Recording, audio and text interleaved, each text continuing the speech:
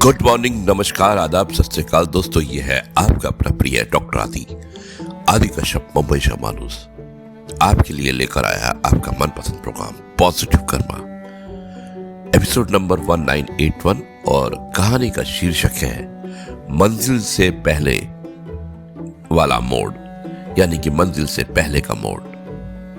शुरुआत करता हूं इस कहानी की कुछ इस प्रकार।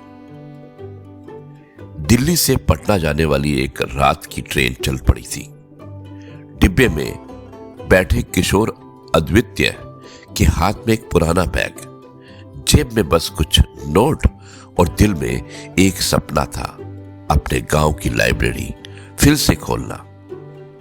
बचपन में वो वही पढ़ते पढ़ते शहर तक पहुंचा था, पर महामारी में लाइब्रेरी बंद हो गई, ताला लगा, धूल जम गई और बच्चों की आंखों से किताबों की चमक गायब हो गई। ट्रेन के एक मोड़ पर अचानक तेज झटका लगा और लाइट कुछ सेकंड को चली गई। अंधेरे में एक बूढ़े व्यक्ति की आवाज आई, बेटा डरना मत, मंजिल से पहले मोड़ आते हैं। लाइट लौटी तो अद्वैत ने देखा वो व्यक्ति रेलवे का रिटायर्ड गार्ड था, जो अब बच्चों को मुफ्त में कहानी सुनाता था। उसने पूछा, तुम कहां जा रहे हो?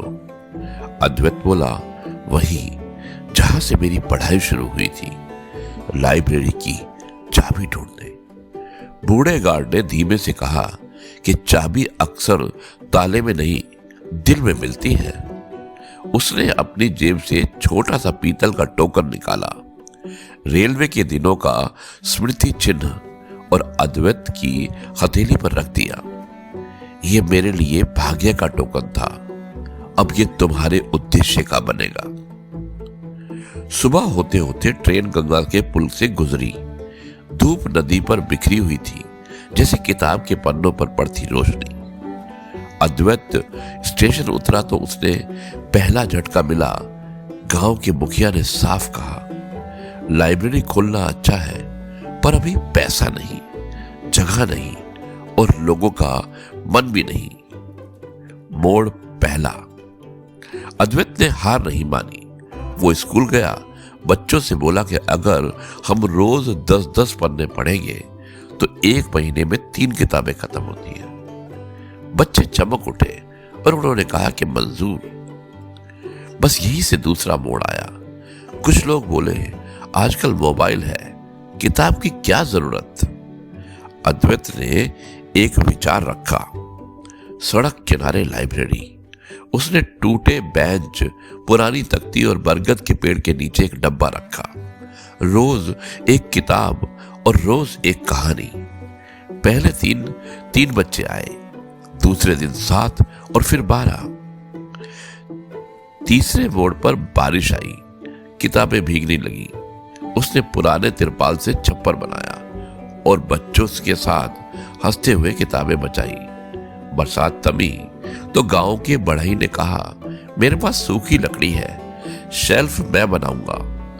रात को अद्वैत उस पीतल के टोकन को हाथ में लेकर सोचता, क्या यही मंजिल है, या मंजिल के उसके पहले से उसका पहला मोड़ है? उसी समय बूढ़े गार्ड की बात याद आई, दिल में चाबी ढूंढो। अगले दिन वो पंचायत के सामने गया, बोला, मुझे इमारत नहीं, इजाजत चाहिए। मैं हर रविवार गांव में वाचन सभा करूंगा, किताबें हम सब मिलकर जुटाएंगे, यादें लाइब्रेरी बन जाएंगी। सब चुप। फिर एक बुजुर्ग बोले, मैं अपनी पुरानी पत्रिकाएं दूंगा।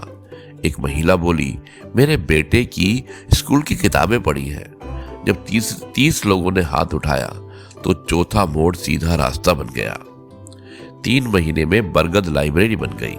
लकड़ी की शेल्फ, कपड़े के कवर, बच्चों के नाम के बैज और दीवार पर लिखा था, किताबें उधार नहीं, भरोसा देती हैं। उद्घाटन के दिन अद्वैत ने बोला कि मैं आज मैं एक कहानी नहीं, एक कुंजी लौटाता हूं।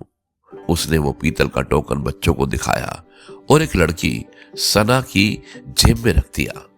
अगली चाबी तुम्हारी रचनाएं होंगी, हर रविवार तुम नई कहानी सुनाओगी। धीरे धीरे गांव में बदलाव दिखने लगा। 4 बच्चों ने जिला निबंध प्रतियोगिता जीती, 2 ने विज्ञान प्रदर्शनी में मॉडल बनाए और एक छोटा भाई अपनी बहन को रोज पढ़ाना सीख गया। शहर से आए एक पत्रकार ने पूछा, आपके पास तो कोई बड़ी इमारत नहीं, किताबें भी मिली जुली हैं, फिर ये कमाल कैसे?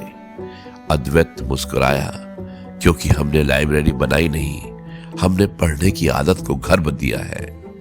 मंजिल से पहले जो मोड़ आया उसने हमारे रास्ते को बेहतर बना दिया। एक शाम वही बूढ़ा गार्ड बरगद के पास दिखा, हाथ में रेवड़ी का डब्बा और आंखों में हंसी। तुमने दिल में चाबी ढूंढ ली, उसने कहा। अब ये लाइब्रेरी सिर्फ किताबों की नहीं है, ये बच्चों के सपनों का स्टेशन है। अद्वैत ने जवाब दिया, और हर बच्चा यहां से अपनी मंजिल की ट्रेन पकड़ता है, मोड़ों से सीखकर। दोस्तों, मंजिल से पहले मोड़ आना तय होता है और मोड़ों पर निर्णय ही रास्ते बदलते हैं। संसाधन नहीं, संकल्प कमी पूरा करता है। कम छत पर बड़ा इरादा, यही असली इमारत है। आदत आपकी सबसे बड़ी पूंजी है।